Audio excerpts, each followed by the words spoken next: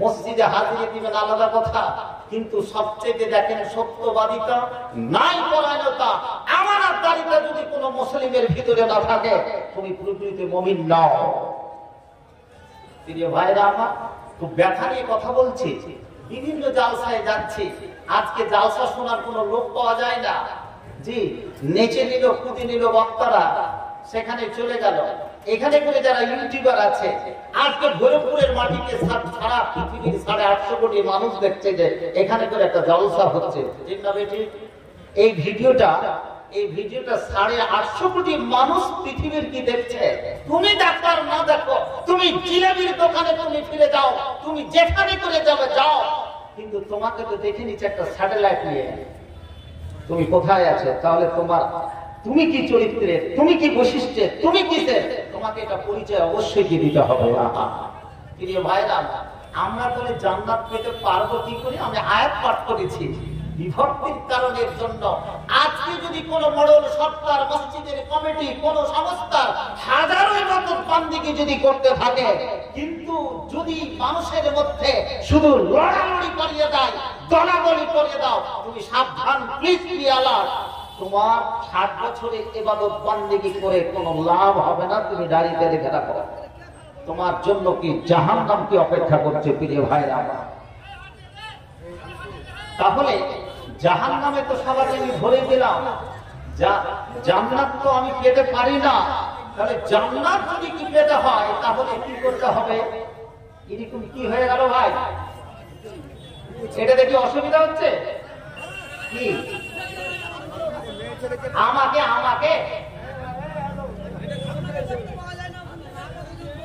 আরে আমি ছোট মানুষ আছি ভাই,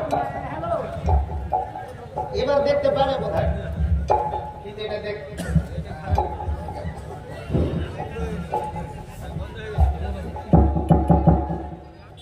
এবার দেখতে পাওয়া যাচ্ছে কি ভাই?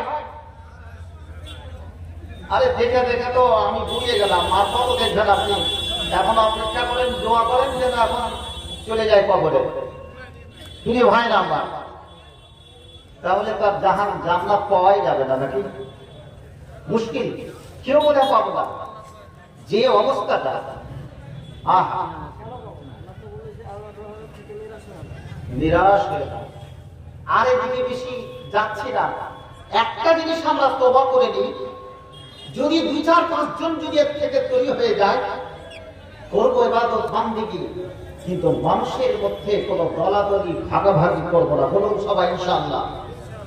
এই কাজটা থেকে বিরত থাকে না।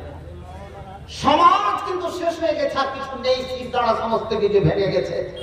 আর বক্তৃতার জগতে এখানে বসে সবাই, এখানকার ট্যাক্স লাগে না, দিদি ট্যাক্স লাগালে এখানে আরো লক্ষ্মী ভান্ডার দিবে, সুর করে ঢুকে যাচ্ছে। কিন্তু এখানে ট্যাক্স লাগালে আমার মতো ছেলে আপনি বক্তৃতা দিত না, সবাই কিন্তু এখানে করে জবানকে কি বন্ধ করে দিত। প্রিয় ভাইরা আমার, আমি বলতে চাইছি, জাহান্নাম তাহলে আমরা সবাই চলে যাব, তাহলে জান্নাতে কে যাবে? গ্রাম বাংলায় কথা আছে, একটা লোক নামাজই পড়ে না, আহা, একটা লোক নামাজই পড়ে না, চলে গেল, তার জানাজা পড়ে দিল সবাই। বলছে অনেকে ভৈরবপুরের লোক, ওই লোকটা শূন্য হতে চলে গেছে, কিচ্ছু করে জানে নামাজ রোজা। তোমাকে কে লাইসেন্সটা দিয়েছে যে লোকটা শূন্য হতে গেছে? তোমার বলার কি অধিকার আছে? কোন ইবাদত বান্দিগি করেছে? আমি ওখান থেকে বের করছি, আল্লাহর হাদিসও আছে। আমি তো জাহান্নাম পেয়ে গেলাম, কিন্তু ওখান থেকে বের করছি আপনাদেরকে, আমাদেরকে কি করে বের করা যাবে? না হলে তো আপনারা উঠে চলে যাবেন, আমরা তো জাহান্নামে তো চলেই যাচ্ছে, এর থেকে বের হবো। প্রিয় ভাইরা, মাজার শরীফ দেখেছেন, কবরে গিয়ে যারা সিজদা করে, একটা লোক না জেনে 50 বছর ধরে খালি সিজদা করেই চলে যাচ্ছে, কোনই ও কিন্তু কালেমা পাঠ করেন, ওই বেচারা জানেই না, ওকে ছেড়ে দেন। কিন্তু একটা লোক কালেমা পাঠ করেছে আর কবরে গিয়ে সিজদা চড়াচ্ছে, ফুল চড়াচ্ছে, সমস্ত কিছু চড়াচ্ছে, কিন্তু সে কালেমা পাঠ করেছে। দুটোর মধ্যে পার্থক্য তো আছে। আহা, একটা হাদিস বলছে, এই যে শূন্য হাতে গেল, তুমি বললে শূন্য হাতে চলে গেল, কিছুই করেনি, নামাজ রোজা কিছুই করেনি, হজ যাকাত কিচ্ছু দেয়নি, আপনি জানাজা পড়ে দিলেন, শূন্য হাতে চলে গেল। আহা, আল্লাহ রাসূল কিয়ামতের প্রাঙ্গণে একটা হাদিস, যে হাদিসটাকে বুখারীর কিতাবুল হাশরে বর্ণনা করা হয়েছে, বুখারী মুসলিম দুটি হাদিস থেকে নকল করছে। বুখারীর দ্বিতীয় জিলদে দ্বিতীয় খণ্ডে শেষের দিকে কিতাবুল হাসান যে ওখানে বর্ণনা করছে, আল্লাহ রাসূল বলছেন যে ইদান নিজের কমের জন্য ভরপুরের কি যত লোক আজকে জালসা শুনতে এসেছে, ইদান লি অ্যালাউ মি, হে আল্লাহ তুমি আমাকে অনুমতি দাও, ফিমান পাল বলুন লা ইলাহা, আজকে পড়ে নেন না যারা পড়েননি, লা ইলাহা ইল্লাল্লাহ। মরণের সময় শরবত খেয়ে কোনো লাভ নাই, তখন নানি দাদি সবাই পড়বে কি বাজারে একটা কালেমাটা পড় থাকে না, অ্যাক্সিডেন্টের সময় কালেমাটা পড়ার আল্লাহু আকবার বলার সময়টা থাকে না। আমাকে অনুমতি দাও ওই ব্যক্তির সম্পর্কে, ফিমান ক্বাল লা ইলাহা ইল্লাল্লাহ। আল্লাহকে বলবেন, আল্লাহ রে যারা কালেমা লা ইলাহা ইল্লাল্লাহ পাঠ করেছে প্রতিদের কালেমা তুমি অনুমতি দাও।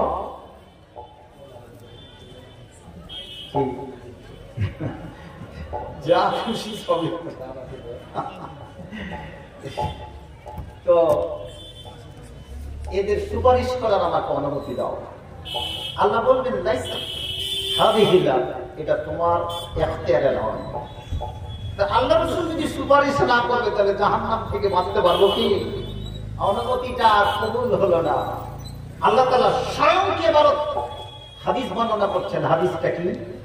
বিইজ্জতি ওয়া কারামি মান ক্বাল লা ইলাহা ইল্লাল্লাহ।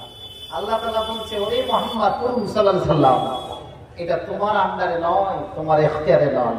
যেই বান্দা আন্তরিকতার সঙ্গে লা ইলাহা ইল্লাল্লাহ পাঠ করেছে তাকে আমি লা উখরিজান্না মিনান নার, আমি তাকে জাহান্নাম থেকে একের পর এক বের করে আনবো। বলুন আলহামদুলিল্লাহ।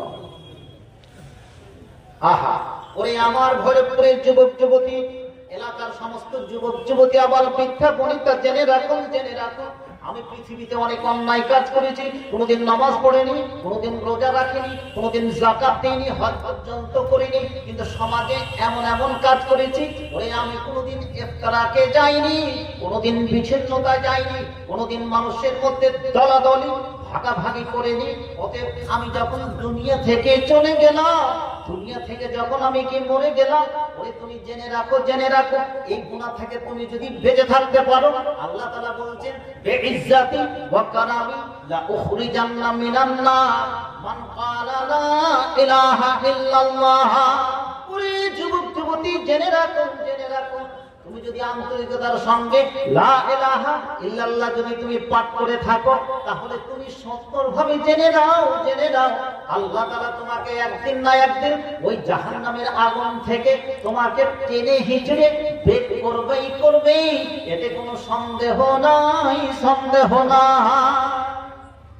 জান্নাত পাবো তো? পাবো না? বলুন ইনশাআল্লাহ। তাহলে হতে পারে কিছুদিনের জন্য জাহান্নামে হয়তো চলে যেতে হতে পারে নাকি? এটা তো বলছে লা উখরিজান্না মিনান নার, জাহান্নাম থেকে আমি তোমাদেরকে বের করব, টেনে হিচড়ে বের করব, যেই ব্যক্তি আন্তরিকতার সঙ্গে একবার লা ইলাহা ইল্লাল্লাহ পাঠ করেছে।